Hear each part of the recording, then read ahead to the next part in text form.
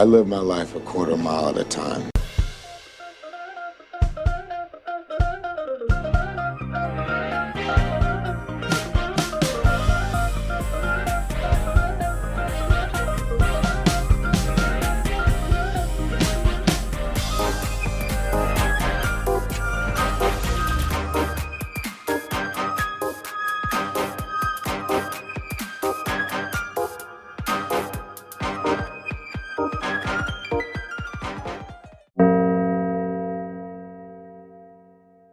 And we are back. You see who we talking about today. Man, Hopefully you do. yeah, if you're listening, you're missing out on a YouTube video of CJ's Freddy Krueger hands. And By the way, we do not own, if you hear music in the background, we don't own the rights to that. but man, we wish we did. Ugh. What a rocking soundtrack on this movie.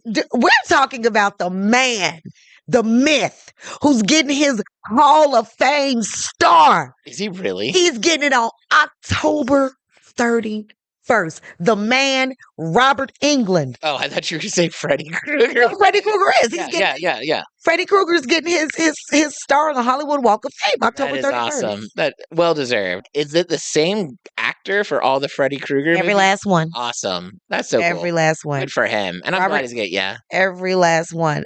So we are, I don't know if you heard the music, if you could guess which movie of the Nightmare on Elm Street franchise that we are doing, but this week we are doing none other than one of my favorites, Nightmare on Elm Street 3, Dream Warriors. Do a Wes Craven, like, if you don't know who Wes Craven is, he's like the father. I know there are many fathers, but yeah, there's a lot of them out there's there. a lot of fathers. But he's like, he created Freddy for us, man. Yeah. I did not know anything about Freddy Krueger other than the fact that he exists, other than I love that.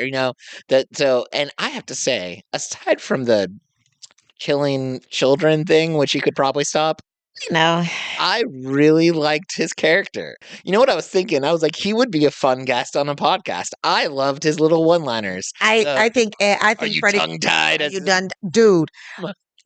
If there is one thing, especially about this movie, because this movie changed the game for New Line Cinema. This movie changed the game for Wes Craven. This movie changed the game. Like we had Pinhead, we had Jason. No, we didn't have Jason right then. I think we had. Do we have Michael Myers?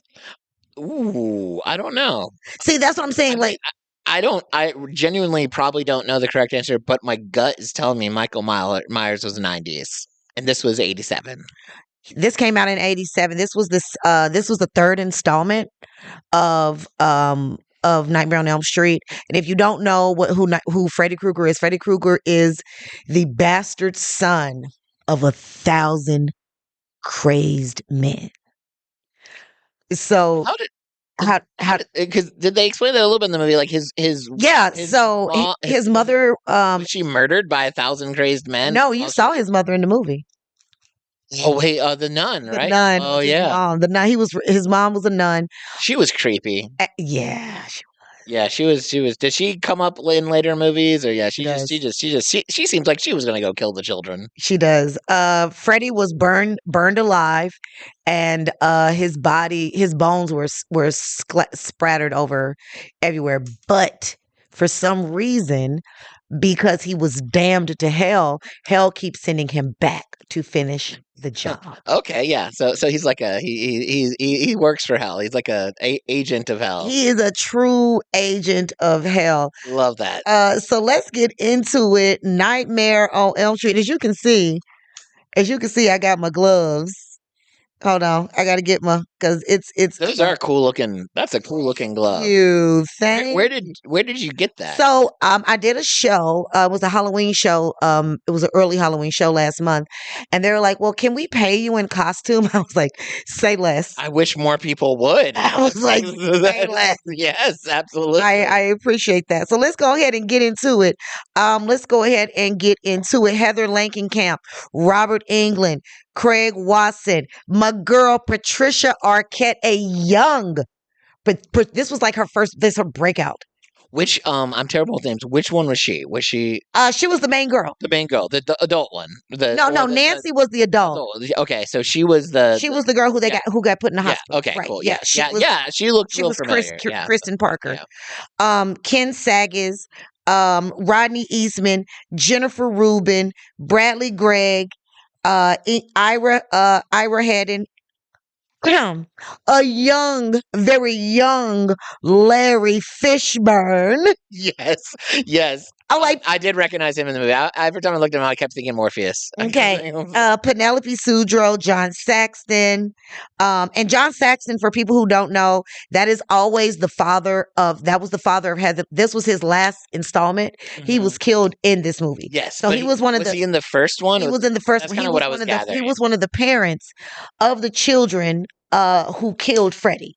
So that's the reason why he's going after the kids. Yeah. So the parents killed him. So he was like, I bet. So I'm going to go after y'all's kids. Yeah.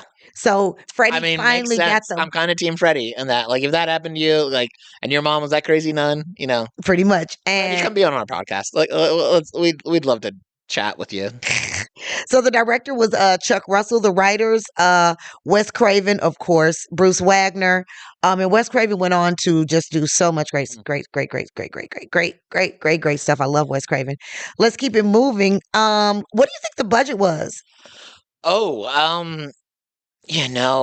this one didn't look like it had a very big budget, even by 80s standards. So I'm gonna go $5 million. The budget was $4,500,000. Dang, I was close. Look at that. 2 weeks in a row. How much do you think it made? Okay, so I'm gonna guess third movies typically don't do well, in these kind of cult classics. So I'm gonna go like 30 mil. Okay, 44 mil, 793, 224. Okay, so that's not bad for $5 million. Look at you. You've been on a. Do you want a high five? Yes, just don't cut me in half with your. So yeah.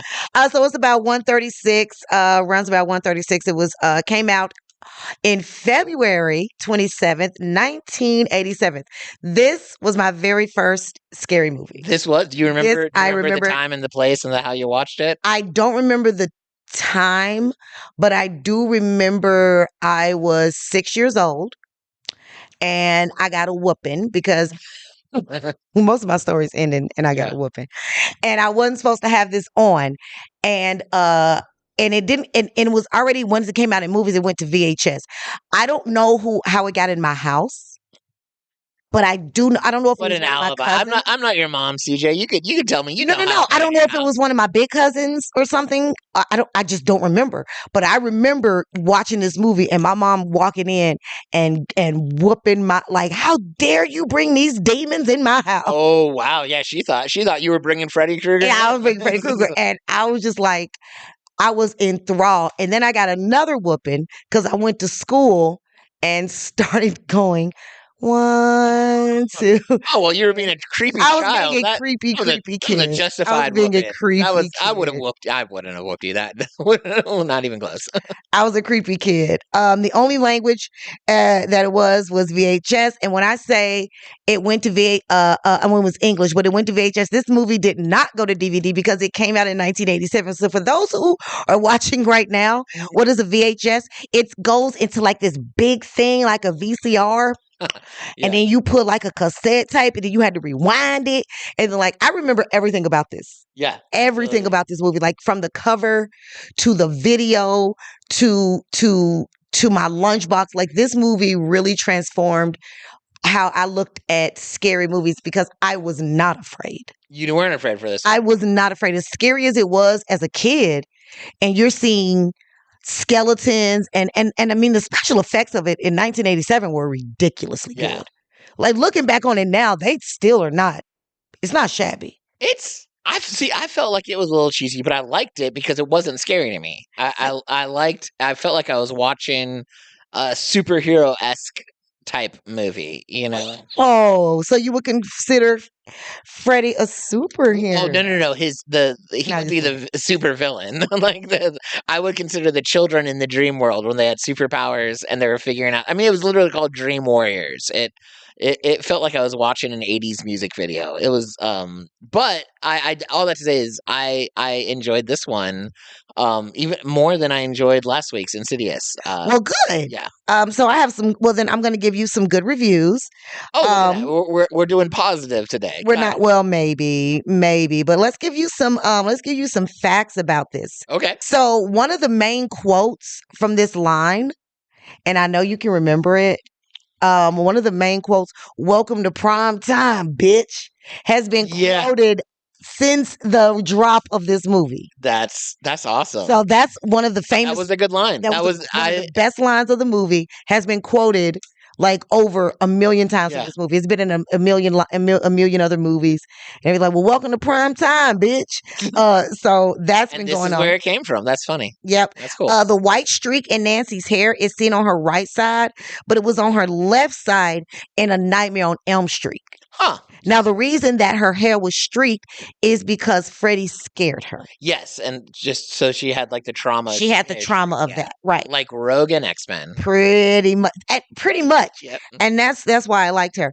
On the VHS release, the Dream Warriors appeared after the first credit. The video contains many scenes from the movie, and it ends up when the band vanquishes Freddy, causing him to wake up. So Freddy is actually in this video. Huh. So if you guys happen to go check it out, it's Dokken. That's the group name. The song is called Dream Warriors. It's named after the movie. And almost every part of the movie of the video, you'll see Patricia Arquette, who is Kirsten, and she defeats Freddy in his own dream.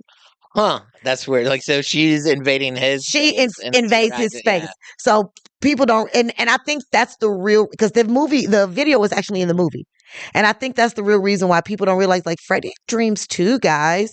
So that's got to be weird. After spending all his job is going and haunting everyone's dreams and killing them, and then so this rock at the end of the band, night he has to go to bed himself. Yep. Who's haunting Freddy's dream? Dokken haunts Freddy. So how about that? So that was pretty cool. So let's get into this movie review. Are you ready? Oh, before we do that, can I share some? Oh my God, yes! Let's share some of those, and I'll share the bad ones. If you share the good ones, I'll share the bad. Okay, well, this is just what people I know said. So every Tuesday we drop on different things, movies we're reviewing on the Quarter Mile podcast, or if you know me personally, it's on my own social media. And these comments came from friends on Facebook. They're actually all comedians. This first one from James Victor Cherry. Love him. He said, "It's the best in the series, arguably, and one of my top 5 horror movies ever. It's cheesy in 2025, but in the 80s it wasn't. The characters are all likable, and you really hate to see them die. Today's movies make hardly anyone likable, and you tend to root for the killer." Yeah, I agree. You know, I do. I agree with this. And that was part of the fun of the movie. The thriller aspect of it is like, ooh, who's gonna die next? Who's gonna make it through the movie? Like, you know, that. So I really agree with that. And I did like it cheesy. I felt it was cheesy, but it was fun. But I bet you if I watched in the 80s, I would have pooped my pants. So, and that's what I don't like about thrillers, is that need to never sleep again after watching this. This next review came from Brooke Jolie, another comedian friend of ours. Love my brother. He said, 3 is where it goes hilariously off the rails and becomes borderline a crossover comic book / horror movie. So again, you know, noticing the light humorness of 3. And then Ben Webb, who's a different comedian from, I don't actually know where he's from. We did the World Series of Comedy together years ago. He said, "I rather enjoy how creatively they explore his powers and how the young people targeted are no pushover horror movie dummies," which we saw in the last movie in Insidious. They were all dummies. They were. It is a fun one that might be the peak of the series in terms of visuals, story, pacing, etc. So, three fellas that enjoyed this movie. So I always enjoy hearing people's opinions on the movies we're reviewing, especially the ones I've never seen. It's fun to kind of get your see your comment, and then as I watch it, be like, oh, I agree, or like I don't agree. So. Well, I'm going to give you 2 good reviews. Okay, and then I'm going to give you 1 bad one. Thank you. Is that good? Yeah, I don't like too much positivity is a bad thing. All right, let's keep it grounded. All right, well, this is from Captain Kuth. He says, "Another bunch of kids trying to stop Freddy. Nightmare on Elm Street 3, which came out again in 1987, is the third film in the Freddy Krueger series. This time around, a hospital ward full of disgruntled teenagers are the latest target for Freddy Krueger. Thanks in large part because the kids can't stop dreaming about the world's most famous serial killer or child molester turned supernatural monster, which he never molested. Yeah, I was just thinking, he is, okay, he is definitely a killer. Definitely a killer. Not a pedophile. He is not a pedophile. Not a molester. He's not a molester. He's not a rapist or anything like that. He hates kids. He's just a mean, run-of-the-mill murderer. Yeah. Pretty much. But not gross. Not gross. Everyone should know by now he likes to feed off the fear of the wee ones. Duh. Now with the more people to add to his collection, Freddy decides to play 10 little Indians with a lot of them. This is only until his old nemesis Nancy comes back into town to help with the kids fight him off and end the nightmare. Will Nancy and the kids be able to defeat Freddy for good? Find out, because this one's too good to pass up. Not as complex as the last film, but highly entertaining. This is the film that has Freddy morphing into his one-liner spewing act that has made him insanely popular. Fun stuff. Highly recommend. Cool. Freddy at his best. Let's be real. This is the best Nightmare on Elm Street of them out of all. I dare say it's even better than the original. This movie has Freddy Krueger at his best. He's still menacing, but also sarcastic at the same time. It also has the strongest characters. I absolutely agree. Acting and special effects in the entire franchise. Also, Dokken rocks. The only reason why this is rated lower than the original is because it's the third movie in the slasher franchise. But this movie is not your typical slasher and sequel, and should definitely be regarded as a classic alongside the original. I agree with that because it definitely differed. And again, I'm sorry I didn't let him see the original, so you can kind of do the comparison, and maybe on your own if you want to. Yeah, do a or maybe people that are listening to this, we're covering the individual movies from many different spooky series. Maybe for spooky season 2, we pick one of these series and watch the rest of them. And so someone can, if people have opinions, let us know which ones you. But I did agree with that review when he was talking about all the characters. Even the minor characters were pretty fleshed out well. I'm sorry, they were. Yeah, they were great. Tell me they weren't. That was that, and that we've talked about that before in different movies. How it's really fun when you really get to see individuality and growth in all the characters and just kind of who they are.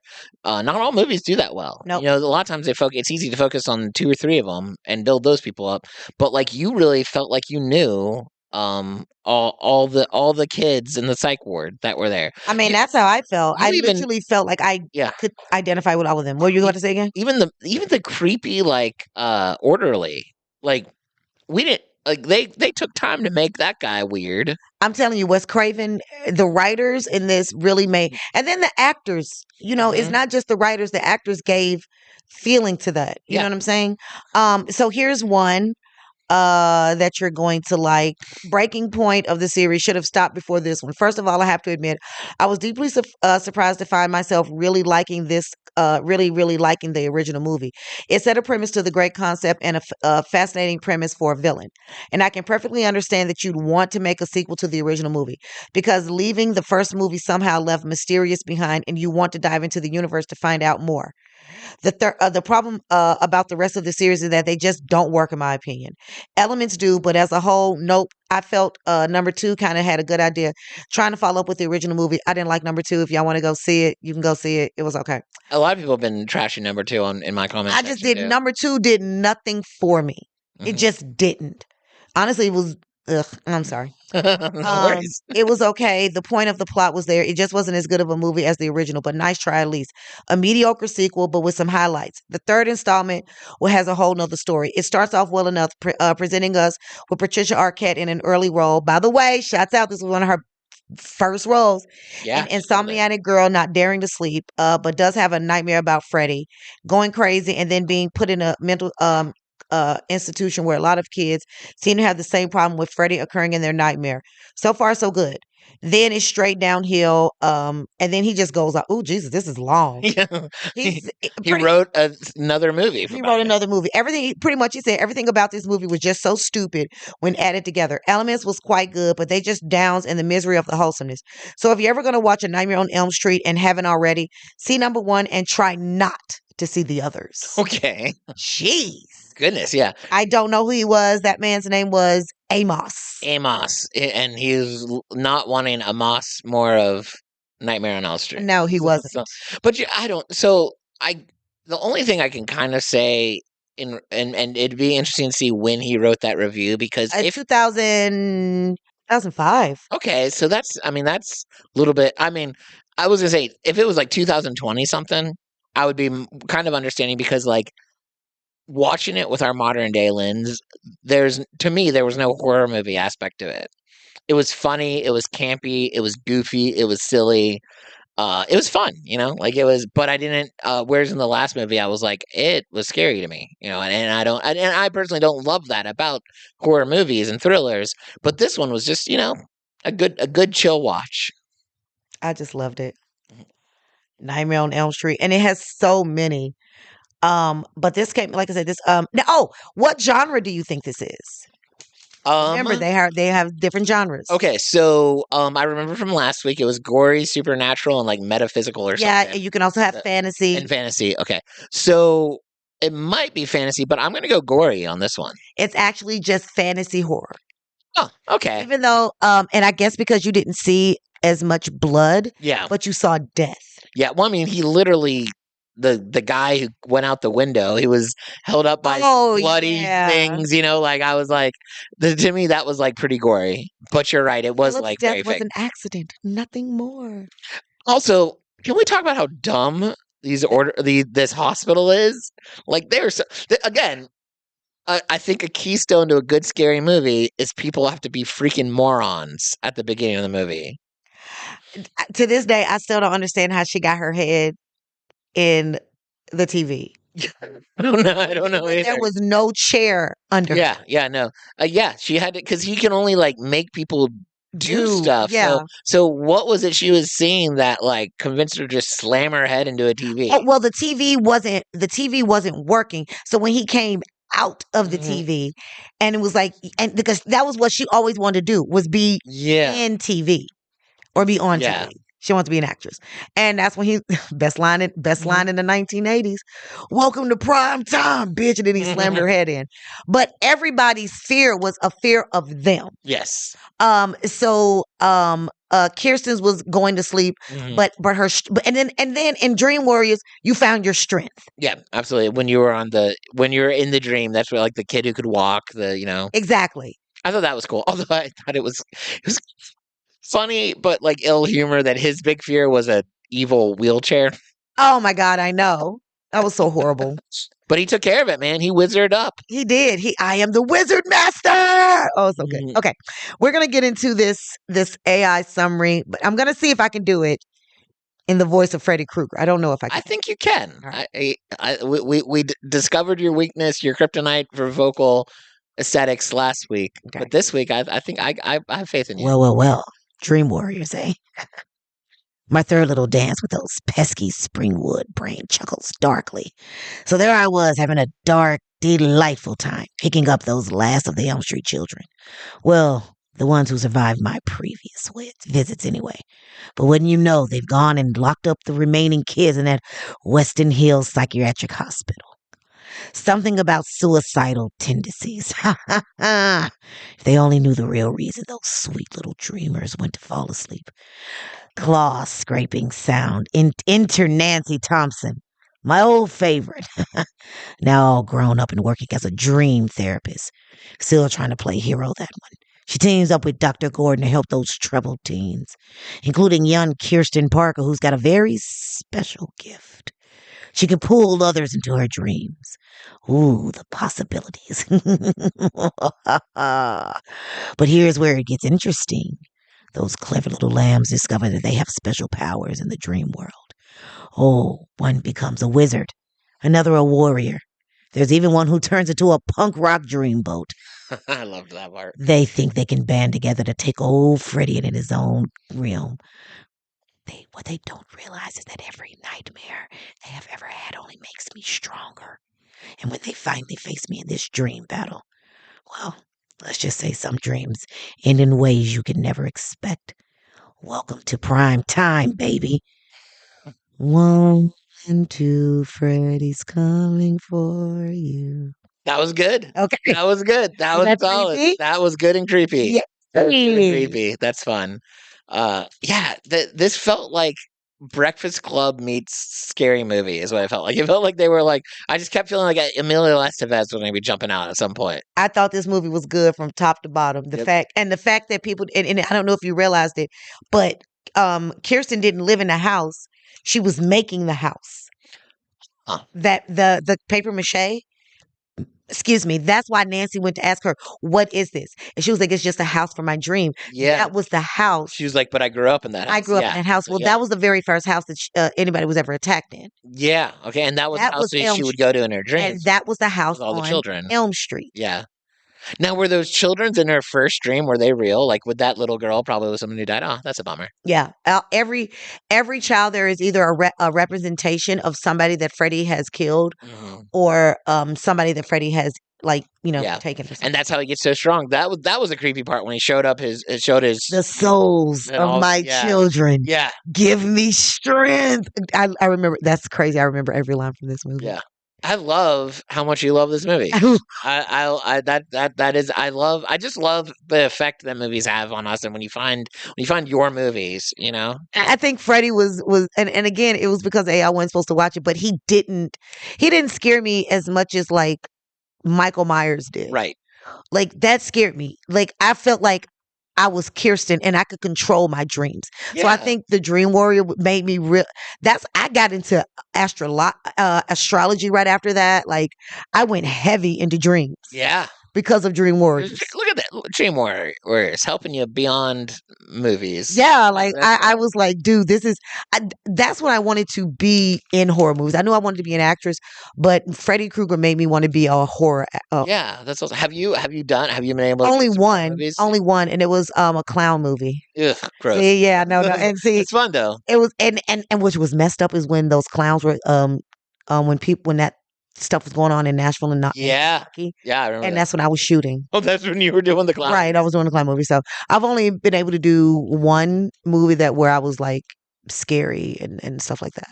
That's cool. So That'd be, if you could pick any genre to be in, that would be it. I think I will be horror first, and then like action second, Okay. just so I can like do some like fight scenes or something. Yeah, like that'd be that. cool. Good So, car scene. You know what I'm saying? yeah, I would love to be in an action movie or whatever, but I think I would probably fit better for like comedy or lighthearted. Oh, I would definitely want to do that. Yeah, but yeah, but it would be cool to be in an action movie, even just like the taxi driver who has the dumb quips or something like that, But well, cool. I mean, but yeah, this was Patricia Arquette's. She was a kid in this movie, and they all were. Yeah, they did good. They did good. I really liked the black kid with super strength who was. Oh, Kincaid.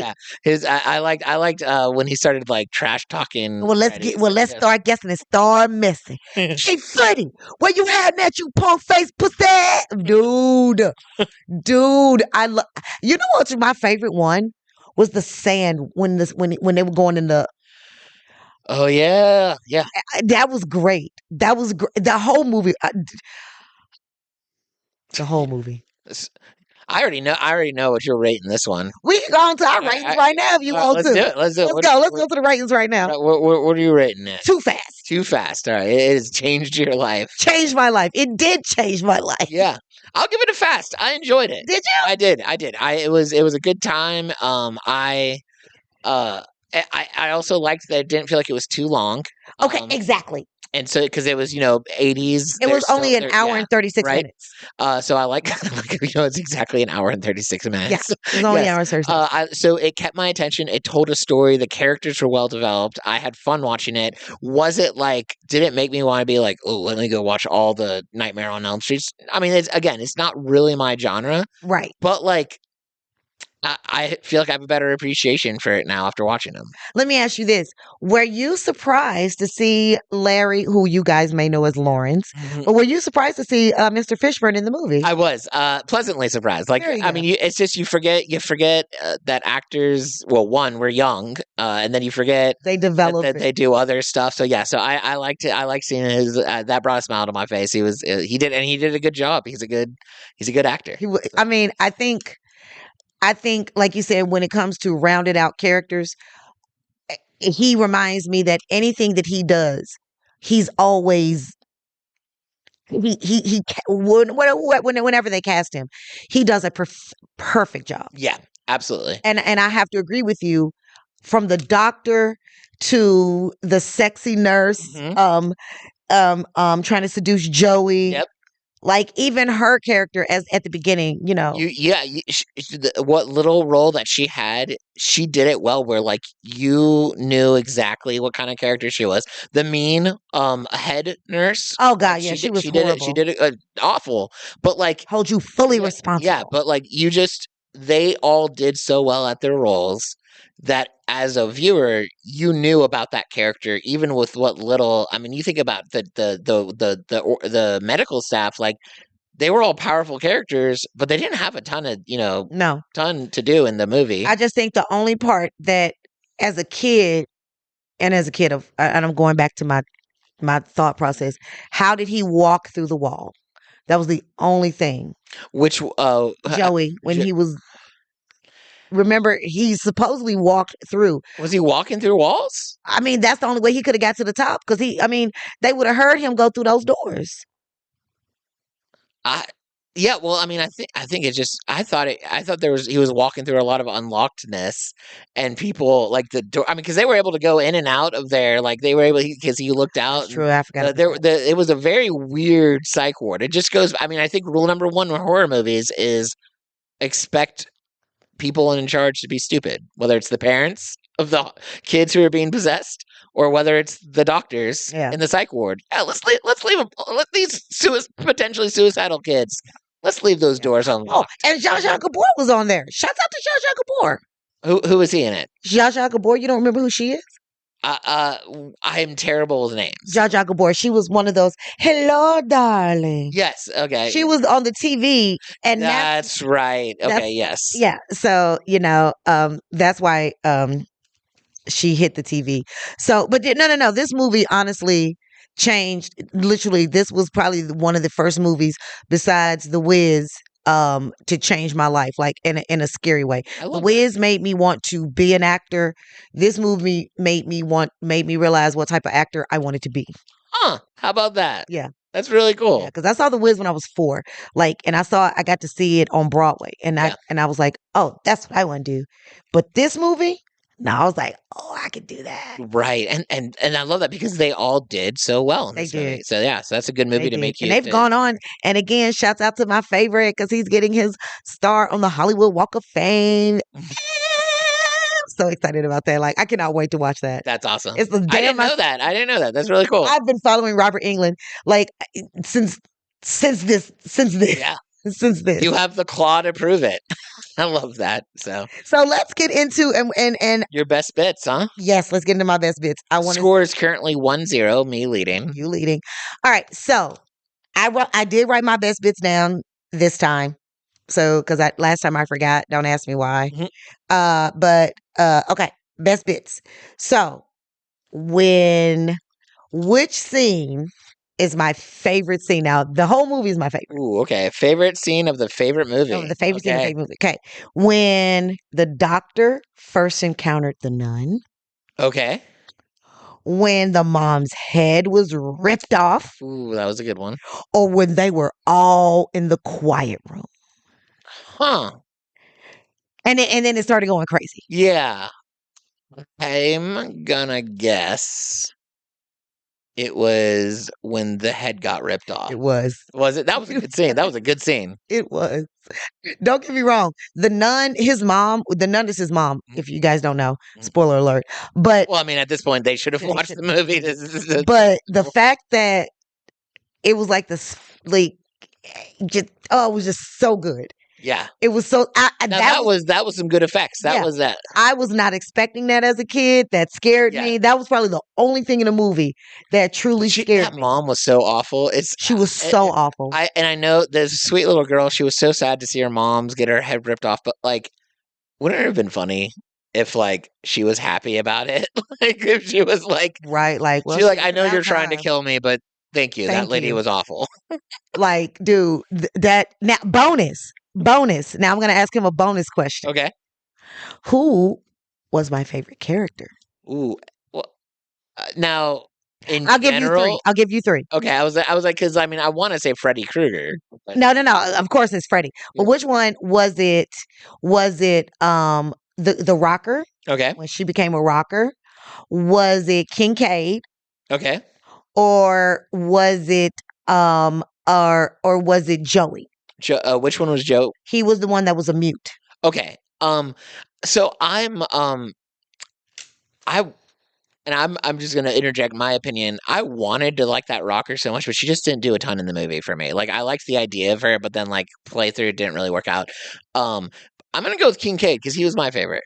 Joey. Really? I'm gonna tell you why. Because it was when he found his voice, Oh yeah, that's true. and he really did try to save the day. Yeah, and he had a big part in Right. saving the Like day. I So- loved Kincaid. Kincaid to me felt like he was my cousin. Yeah, But I was like, I didn't know what was gonna happen with Joey. I knew Kincaid was gonna Yeah. make it, but I didn't think I was like Joey. you know what's so funny is once he screamed out and helped, it was like, oh, that's obvious. But like, I completely forgot about like the superpowers in the dream world, and that we hadn't seen his yet. And that's what it was. And he was so like behind the scenes as far as in comparison to the other characters that when he jumped out and did that, it was like really cool. And I think that's what it made it for me. Because I was like, for me, for Kincaid, and I think this was when Black people were still surviving in scary movies. So I was like, he's gonna live. I'm not worried about him. Oh yeah, I didn't know there was a point. I feel like any of the movies I've ever seen, Black people are always dying. Always die first. Yeah. But in the Wes Craven world, they didn't die. Okay.